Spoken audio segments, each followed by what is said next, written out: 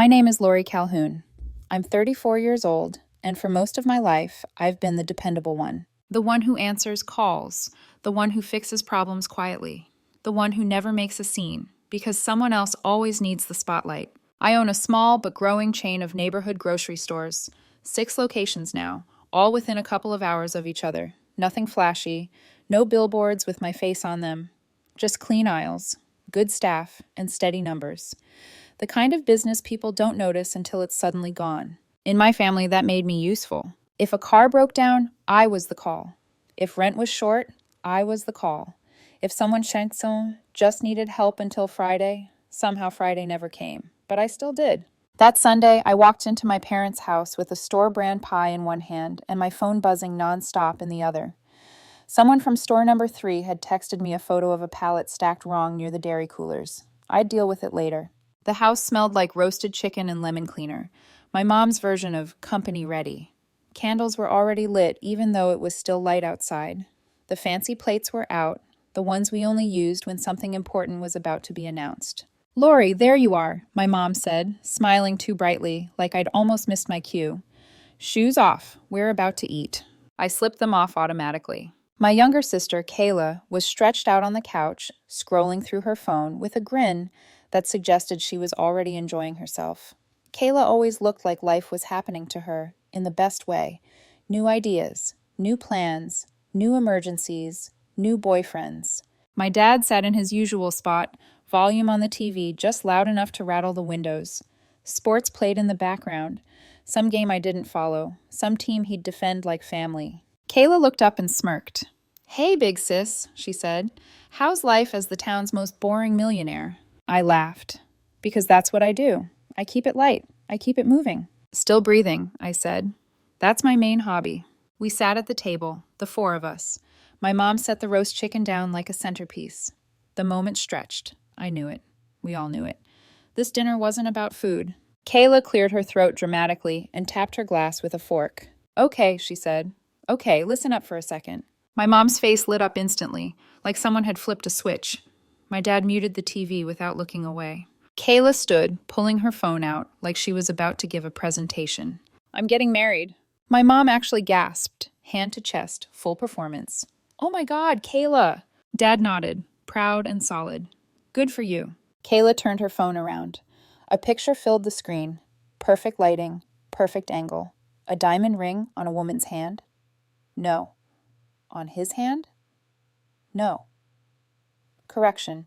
On his fiancé's hand, her boyfriend's hand holding hers, the ring front and center. Big rock. Clean cut. Impossible to ignore. "His name's Evan," Kayla said, like she'd discovered him. And he said yes. Mom clapped like Kayla had just cured something terminal. I smiled, automatically. Muscle memory. "Congrats," I said. "Seriously." Kayla sat back down, soaking it in. Then she looked straight at me, and her smile sharpened. "You know what's funny?" she said. My stomach tightened, because when Kayla says funny, it's usually aimed at me. She nodded toward this photo again. "This ring cost more than your entire dating history." My mom laughed, too fast, too loud. I blinked. "What?" Kayla leaned back, enjoying it. "I'm just saying, you've been talking about someday forever, but you're not even dating anyone, so what are you saving for, exactly?" There it was, the old family script. Lori works, Lori saves, Lori waits. Lori doesn't get a life until everyone else is done spending hers. "I'm happy for you, Kayla," I said calmly. "That's all." Kayla smirked. "You should be. Someone in this family has to live a little." Mom jumped in instantly, like silence made her nervous. "Your sister is starting a family," she said, gently scolding me. "It's different." I stared at my plate. Kayla pointed her fork at me. "Come on, don't do that sad face thing. You're fine." "I'm not doing anything," I said. Mom reached over and patted Kayla's hand. "It's okay," she told her. "Lori will understand. When she finds someone, we'll help, right, honey?" Dad nodded without looking up. "Sure." Heat climbed my neck, not because I needed their help, but because they said it like I was a kid waiting for permission, like my future only counted if they approved the timing. Kayla laughed. "Yeah, when you find someone, if you find someone." I swallowed it, smiled again. "Congrats," I said. "That ring is huge." Kayla beamed. "Right?" I didn't cheap out. Mom looked at her like she'd just performed a miracle, and I sat there smiling while something inside me quietly started doing math. Not money math, Family math. The kind where you finally realize you've been the extra wallet at the table the whole time. People usually skip this part when they tell stories like mine because it sounds like they're asking for sympathy. But you need to understand the dynamic. I built everything from nothing. I worked in a grocery store in high school, stocking shelves at 5 a.m., bagging groceries on weekends. I liked it. Work hard, get paid, go home. Simple. I saved every check. Kayla didn't. She was always between jobs, always about to start something big, always just needed a little boost. And my parents treated her like a project, a lovable disaster they had to protect from consequences. I was stable, so I got less attention, fewer celebrations, more responsibility. When I opened my first store, my mom said she was proud of me. Then she asked if I could cover Kayla's car payment that month. I did. When I opened my second store, my dad shook my hand and said, "Not bad." The next day, Kayla called saying she'd invested her savings into a friend's app idea and needed rent money. I did that too. Eventually, my help stopped being a favor. It became expected, like gravity. So a few years ago, I started a separate savings account, my wedding fund. Not because I had someone, not because I had a ring, but because I wanted the option. I wanted to stand somewhere beautiful one day and not have my family joking about how long I waited to deserve it. And yes, this is where I was careless. My mom was listed on the account, not as an owner, just authorized. In case something happens, she'd said, family oversight. I believed her, because part of me still wanted to be a team. What my family didn't know, what they assumed incorrectly, was that I wasn't alone. I just wasn't advertising it. I met Daniel at one of my stores. He was standing in an aisle comparing 2 brands of rice like it was a life or death decision. I made a dumb joke. He laughed. We talked. He didn't care that I owned the store. He didn't ask for freebies. He asked what I did for fun. And for the first time, I didn't feel like I had to perform. We took things slow. Quiet dinners, late-night walks after I finished paperwork. He'd sit in my office while I answered emails, just there, not demanding anything. I didn't tell my family, because I knew exactly what would happen. Kayla would joke. Mom would help. And suddenly, something private would become family property. So I kept it to myself until that dinner. Until "you're not even dating anyone" was said like fact. A few days later, my mom called. Not about my stores, not about my health, about Kayla. And when she mentioned my savings account, my stomach dropped. Because I realized something had shifted. They weren't asking anymore. They were already counting what was mine as theirs. And I didn't yet know how far they were willing to go. When my mom called, she didn't sound nervous. That should have been my first warning. Her voice was warm, almost cheerful, like she was calling to tell me about a sale at one of the stores, or ask what I wanted for my birthday. She never called like that unless she needed something. "Lori," she said softly, stretching my name the way she did when she wanted me relaxed. "Kayla is just so happy." "That's good," I replied, already bracing myself. There was a pause. The kind of pause that doesn't mean silence. It means calculation. "The ring," she continued. "Well, it ended up costing more than he expected." I didn't say anything. She rushed on. "Of course Evan's paying it off, eventually. But weddings are expensive, sweetheart, and I just want your sister to start off right." There it was, the setup. "What are you asking?" I said. She did that offended little sigh, the one meant to make me feel rude for forcing her to say the quiet part out loud. "I'm not asking," she said quickly. "I'm just thinking out loud. You know, you have that savings account, the one for your future." "My wedding fund," I said. "Yes," she replied immediately, too quickly. "And you're not using it right now. It's family, Lori." My stomach dropped. "That's not family money," I said slowly. "That's mine." She sighed again, heavier this time. "Don't be selfish. It's not like you're getting married tomorrow." I almost laughed. Not because it was funny, but because it was wrong. Daniel and I had talked about it. Real conversations, real timelines, no pressure, no rush, just certainty.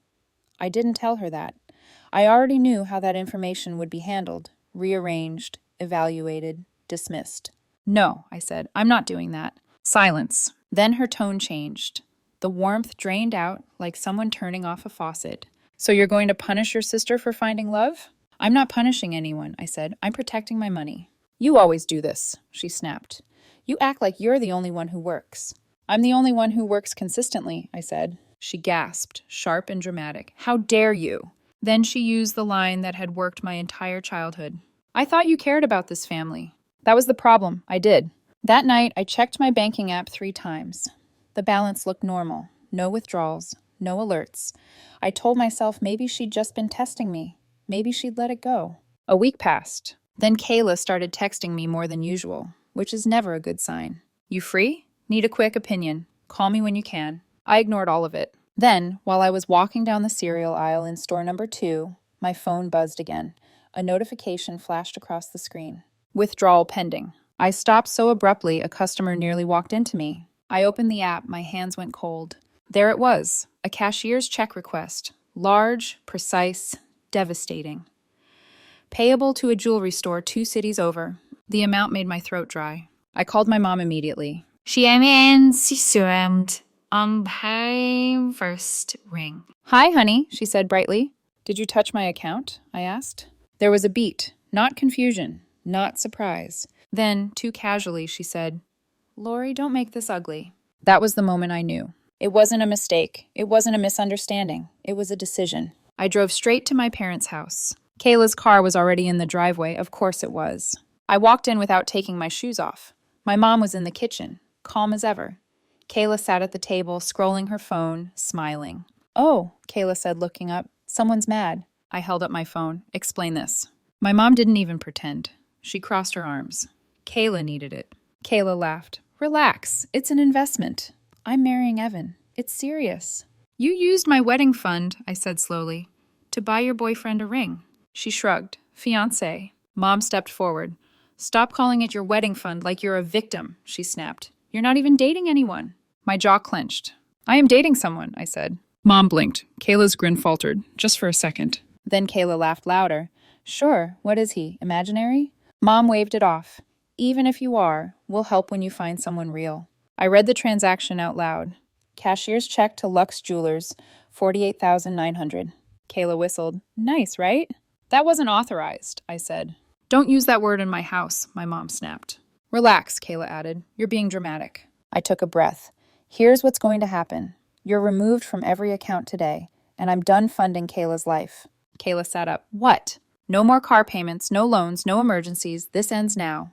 All this over a ring? She scoffed. This is over you stealing from me. My dad walked in then. What's going on? They took $48,000 from my account, I said. Mom crossed her arms. It was for Kayla's future. That was the moment I stopped hoping they'd ever see me as a daughter instead of a resource. You can pay it back, I said.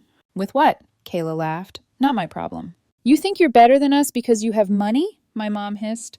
No, I said calmly. I think I deserve basic respect. Kayla smirked. Still haven't earned a husband. Something in me went very quiet. Enjoy the ring, I said. It's the last thing you're getting from me. Mom grabbed my arm. Don't punish the family. I'm not punishing anyone, I said, pulling free. I'm reacting appropriately. At the door, I turned back. If there's one more withdrawal, I file a police report. I don't care who it is. I walked out expecting guilt. Instead, I felt air. That night, I went to Daniel and told him everything. He listened. Then he said softly, They don't see you. They see access. He asked, Do you still want a wedding? I want you, I said. I want peace. And that was when we made a decision that would change everything. The strange thing about cutting people off isn't the silence. It's the noise before it. The morning after I walked out of my parents' house, my phone started vibrating before I even opened my eyes. Missed calls. Texts stacked on top of each other like debris after a storm. Kayla first. You seriously need to calm down. Mom's crying. You're blowing this way out of proportion. Then my mom. I can't believe you embarrassed us like that. Families don't threaten each other with police. Your father is very disappointed. I didn't respond. I went to work. That's what I've always done when things fall apart. I go where things make sense. Inventory, payroll, vendors, problems with solutions. I walked store aisles, talked to managers, approved orders. On the outside, I looked the same. On the inside, something fundamental had shifted. For the first time, I wasn't trying to explain myself. By noon, Kayla tried again. So what, you're just done with us now? Over money? I stared at the message longer than I should have. Because it wasn't over money. It was over entitlement, over disrespect, over the quiet assumption that my life existed to stabilize hers. I typed one sentence, then deleted it. Typed another. Deleted that too. I didn't owe them a speech. I called my bank instead. By the end of the day, every account was locked down. My mom's access removed. Alerts activated. New passwords. New layers of security. The woman on the phone asked gently if there had been unauthorized Activity. Yes, I said, from family. She didn't sound surprised. That night, Daniel came over with takeout and didn't ask me to talk. He just sat next to me on the couch, close enough that I could lean into him if I needed to. I feel weird, I admitted finally, like I should feel worse. That's because you're used to guilt, he said. Not peace. A week passed, then another. The money was gone. The ring was bought. Nothing was returned. No apology came. Just anger, dressed up as concern. My mom sent a long email titled, "We need to talk." It wasn't an apology, it was a lecture. She wrote about how families make sacrifices, about how Kayla was sensitive, about how I'd humiliated them by acting like a victim.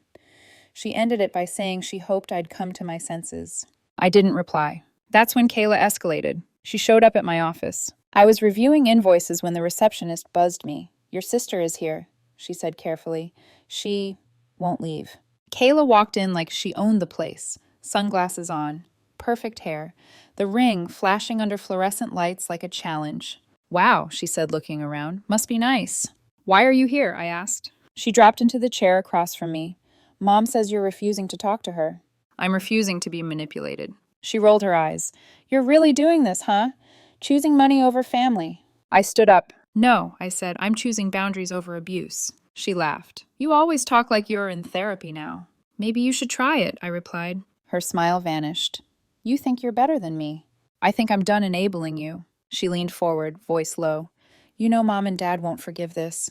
I met her eyes. "I'm not asking them to." That's when she said it. "You're going to end up alone, Lori. You always do." Something old tried to rise in me.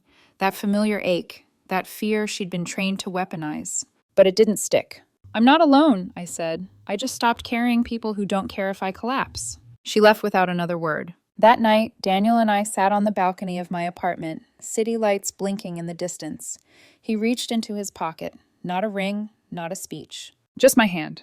"What if we didn't wait?" he asked quietly. I knew exactly what he meant. No big wedding, no guest list politics, no family drama disguised as tradition. Just us. "I don't want them anywhere near something this important," I said. "Then let's do it our way," he replied. We booked the tickets that night. Bali wasn't about running away. It was about choosing something intentional. When we told a few close friends, they didn't ask why my family wasn't coming. They just smiled and said, "That sounds like you." The weeks leading up to it were strangely calm. No planning spreadsheets, no opinions, no pressure, just decisions made together. The day we left, I blocked my family's numbers. Not forever, just for now. I didn't feel dramatic. I felt free. And for the first time in my life, I wasn't waiting for permission to live the life I'd already earned. Bali didn't feel real at first. The air was warm and damp, like the world was breathing differently there. The villa sat tucked behind a stone wall covered in vines, the ocean visible through wide glass doors. A long pool ran straight toward the horizon, and at night, the water reflected the sky so perfectly, it felt like standing between two infinities. It was quiet. No notifications, no opinions, no one asking what I owed. Daniel stood barefoot on the stone floor the morning we got married, sleeves rolled up, nervous in the sweetest way. There was no aisle, just space. No crowd, just a handful of people who knew us well enough not to need explanations. His sister was there with her husband. 2 friends who had seen me cry on their couch years ago. That was it. When I walked toward Daniel, something in my chest cracked open. Not because it was extravagant, because it was safe. I cried, ugly cried, the kind that comes from finally setting something heavy down. Daniel smiled at me like he already understood, like he knew exactly what I was letting go of. We said our vows under string lights as the sun dipped low. We ate dinner outside, laughed, talked about nothing important at all. For once, I didn't brace myself for a comment that would cut the moment short. It was calm. It was ours. A few days later, we posted photos. Nothing flashy, just joy. Within minutes, my phone exploded. Missed calls, voicemails, messages from relatives I barely spoke to. Not one of them said congratulations. They wanted to know why they weren't invited, why they'd been excluded, why I'd spent money on a wedding instead of helping family. Daniel asked gently, "Do you want to listen to them?" I thought about the jokes, the theft, the way my future had been treated like a joke until it became a threat. "No," I said. "I'm done explaining." I listened to one voicemail. My mom's voice was tight with anger. People were asking questions. Kayla was devastated. I'd embarrassed them.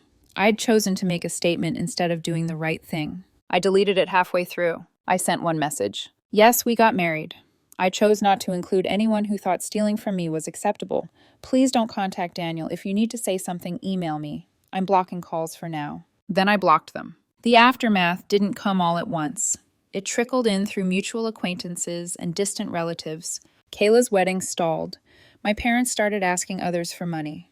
The ring became a symbol instead of a solution. Life, meanwhile, went on. I ran my stores. I came home to a husband who didn't see me as a safety net. My money stayed mine. My peace stayed intact.